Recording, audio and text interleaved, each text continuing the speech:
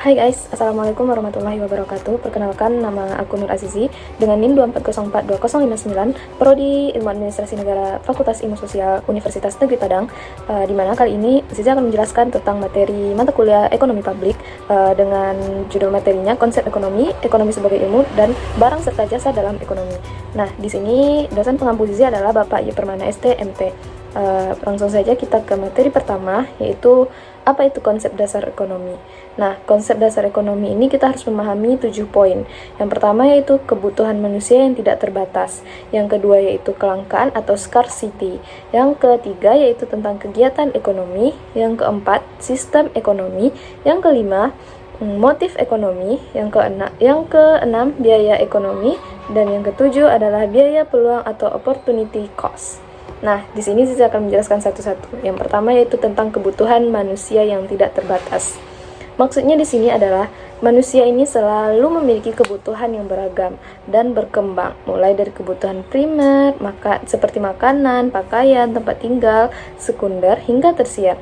Yang kedua yaitu kelangkaan atau scarcity, di mana scarcity ini adalah sumber daya untuk memenuhi kebutuhan jumlahnya yang terbatas, dan kelangkaan inilah yang melahirkan ilmu ekonomi. Yang ketiga adalah kegiatan ekonomi. Apa saja kegiatan ekonomi yang dilakukan? Yang pertama yaitu produksi. Produksi ini sama dengan menghasilkan barang atau jasa. Yang kedua distribusi, yaitu sebagai penyalur. Yang ketiga yaitu sebagai konsumsi. Nah, konsumsi ini adalah orang-orang yang menggunakan barang atau jasa untuk memenuhi kebutuhannya tersebut. Yang keempat yaitu sistem ekonomi. Nah, maksudnya sistem ekonomi ini adalah bagaimana suatu negara ini mengatur kegiatan ekonomi yang ada di dalamnya. Selanjutnya ada motif ekonomi. Motif ekonomi ini maksudnya adalah di mana alasan manusia ini melakukan kegiatan ekonomi untuk memenuhi kebutuhannya tersebut. Dan yang keenam adalah prinsip ekonomi. Prinsip ekonomi ini adalah mengusahakan hasil yang maksimal dengan mengorbankan sekecil mungkin. Contohnya, membeli barang berkualitas bagus dengan harga yang terjangkau. Nah, yang terakhir yaitu biaya atau peluang.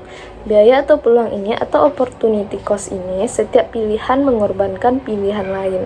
Contohnya, uang untuk membeli buku berarti tidak bisa dipakai untuk menonton bioskop. Nah, di sini ada ekonomi sebagai ilmu. Apa maksudnya ekonomi sebagai ilmu ini? Jadi ada beberapa para ahli yang menjelaskan ekonomi ini sebagai ilmu itu apa sih sebenarnya. Yang pertama yaitu menurut Adam Smith. Menurut Adam Smith ini adalah ekonomi adalah ilmu sistematis yang mempelajari tingkah laku manusia dalam usahanya untuk mengalokasikan sumber daya yang untuk mencapai tujuan tertentu. Selanjutnya menurut Abraham Maslow, ilmu ekonomi ini adalah salah satu bidang pengkajian di mana ilmu ini mencoba untuk menyelesaikan masalah atas keperluan manusia melalui berbagai sumber ekonomi yang sudah ada berdasarkan kepada teori dan prinsip tertentu dalam suatu sistem ekonomi yang sudah dianggap efektif dan efisien begitu. Selanjutnya barang dan jasa dalam ekonomi. Yang pertama ada barang dalam ekonomi. Barang dalam ekonomi ini contohnya ada barang publik, barang privat. Jasa dalam ekonomi juga begitu, ada jasa publik dan jasa privat. Teman-teman bisa baca di slide PPT yang sudah aku tampilkan. Selanjutnya karakteristik barang dan jasa publik. Ini ada dua ya teman-teman, ada yang bersifat non-rival dan ada yang bersifat non-eksklusif. Selanjutnya adalah peran negara dalam menyediakan barang. Nah, peran negara dalam menyediakan barang publik ini sebenarnya sangat penting. Kenapa? Karena negara adalah tempat penyediaan barang publik yang ada di Indonesia. Terus apa saja sih peran negara ini dalam menyediakan barang? Yang pertama yaitu menyediakan secara langsung atau provider. Contohnya itu pemerintah membangun jalan raya, jembatan, dan taman kota yang bisa digunakan semua orang tanpa membayar. Yang kedua yaitu mendanai melalui pajak. Nah, apapun barang publik ini yang disediakan oleh negara itu didanai melalui pajak begitu. Yang ketiga yaitu mengatur dan mengawasi.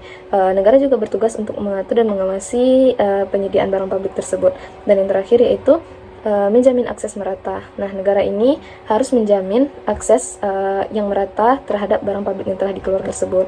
Kesimpulannya teman-teman, ekonomi publik ini membahas bagaimana negara hadir untuk mengatasi kelangkaan dan kegagalan pasar dengan menyediakan barang dan jasa, khususnya yang bersifat publik. Barang dan jasa publik wajib disediakan negara karena tidak bisa dibatasi penggunaannya. Sementara barang dan jasa privat disediakan pasar. Peran negara dalam menjamin pemerataan, keadilan, dan kesejahteraan masyarakat. Sekian materi dari saya. Terima kasih.